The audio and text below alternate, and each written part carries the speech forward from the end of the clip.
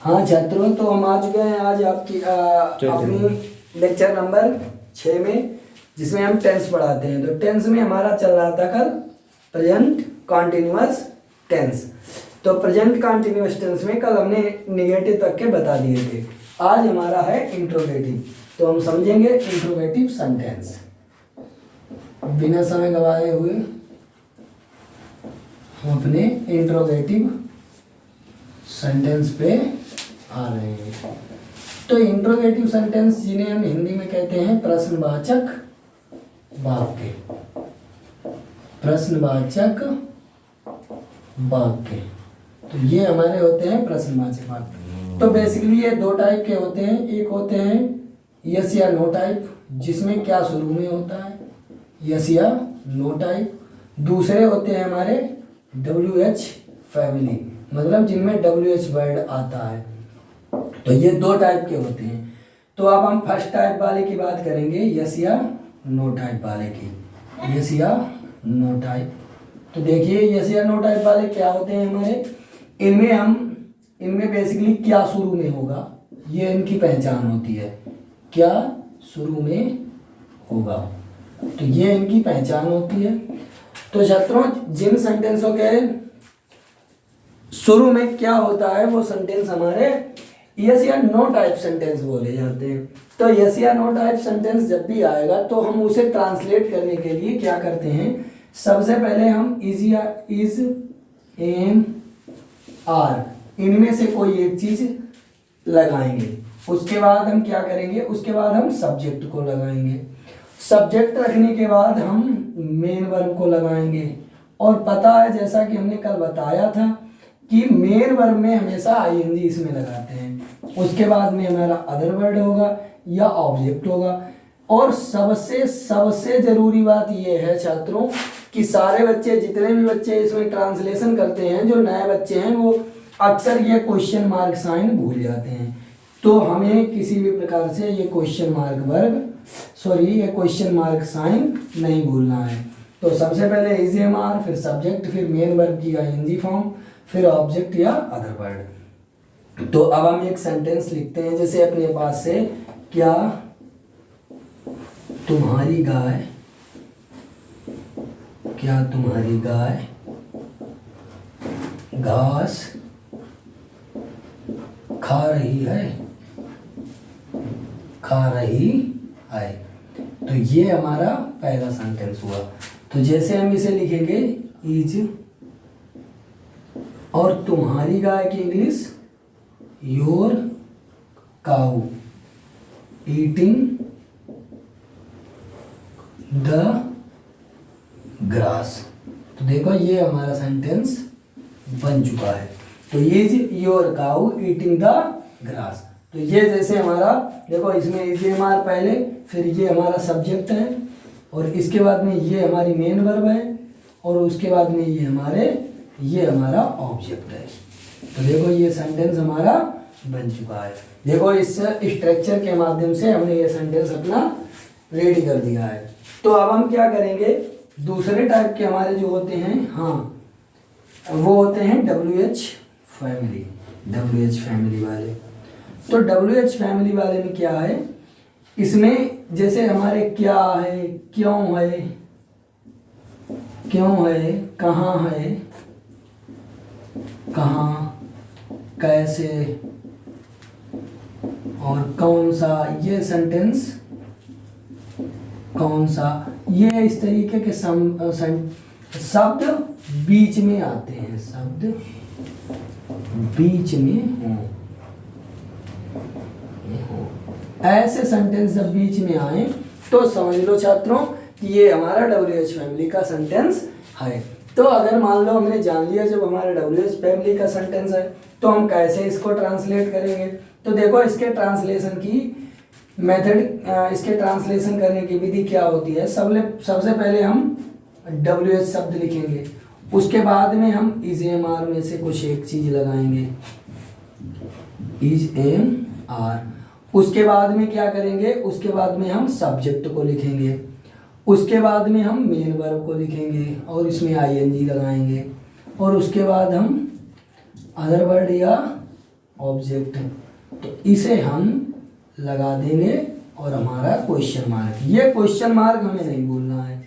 तो छात्रों, तो अब हम देखते हैं, एक सेंटेंस लेंगे और सेंटेंस को ट्रांसलेट करेंगे। सबसे पहले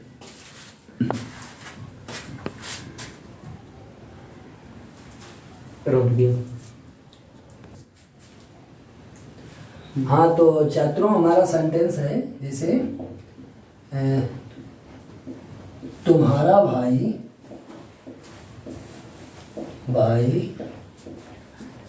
विद्यालय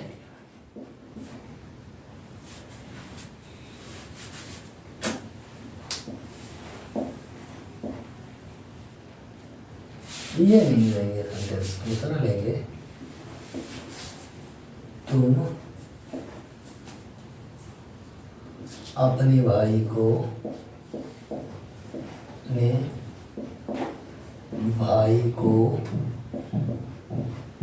क्या पढ़ा रहे हो। तो इसमें हम क्या करेंगे छात्रों, देखिए सबसे पहले इसमें जो WH वर्ड होता है उसकी इंग्लिश सबसे पहले, तो सबसे पहले इसकी इंग्लिश वाट, तो वाट। फिर इजेमार में से हमने छात्रों तुम्हें बताया था कि अगर हमारा सब्जेक्ट प्लूरल है तो आर लगाएंगे, अगर सिंगुलर है तो इज लगाएंगे, तो इसमें हम लगाएंगे आर। और फिर सब्जेक्ट यानी फिर यू, और फिर वर्ब, तो वर्ब है टीच, और पता है जैसा कि इसमें आईएनजी फॉर्म, तो teaching. What are you teaching to, और अपने भाई की इंग्लिश यहाँ पे हो जाएगी योर ब्रदर। तो ये हमारा सेंटेंस बन गया और इसके लास्ट में ये क्वेश्चन मार्क भी लगा दिया।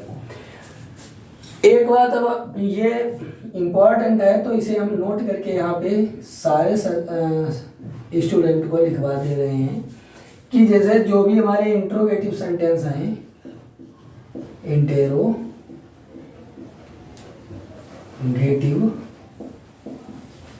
सेंटेंस में यदि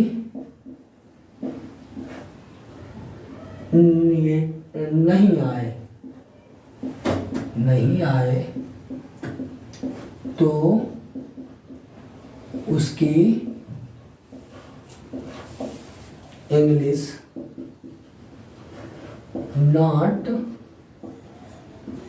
नॉट सब्जेक्ट के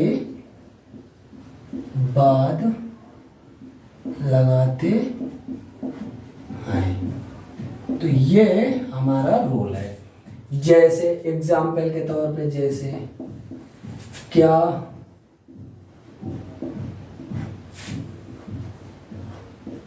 तुम्हारी बहन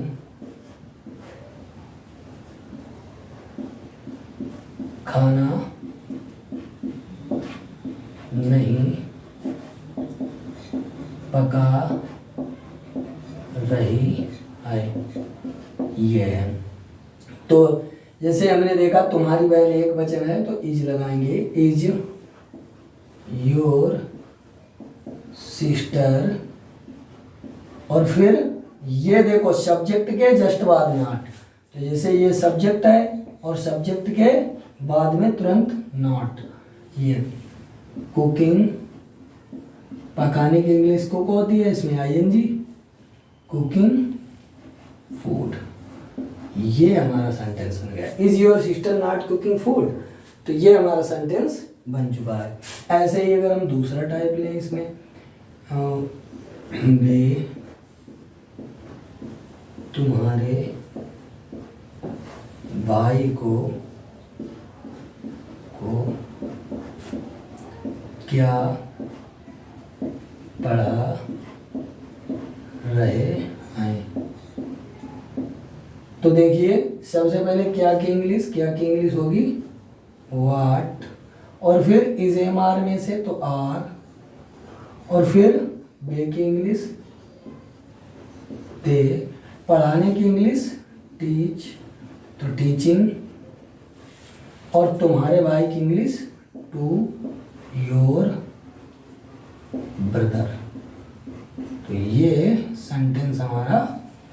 चुका है। तो देखो इसमें निगेटिव नहीं आया छात्रों, तो कोई बात नहीं, हम अगला सेंटेंस दूसरा ले रहे हैं। इसमें हमने ध्यान नहीं दिया, निगेटिव सेंटेंस नहीं दिया, देखते हैं, कोई बात नहीं। ऐसे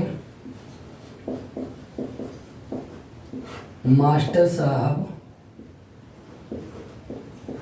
हिंदी क्यों नहीं पढ़ा रहे हैं। तो ये सेंटेंस है, तो हम इसमें लिखेंगे why is teacher not teaching Hindi. तो ये देखो जैसे सब्जेक्ट है और सब्जेक्ट के बाद नॉट है, तो हम बता चुके हैं कि हमेशा हम सब्जेक्ट के बाद नॉट लगाते हैं। तो ये हमारे आज की ये प्रेजेंट कंटिन्यूअस टेंस समाप्त हो गया है। तो छात्रों अगर तुम्हें कोई प्रॉब्लम वगैरह है तो हमें कमेंट बॉक्स में ज़रूर बताएं और हमारे चैनल को सब्सक्राइब करें। Thank you.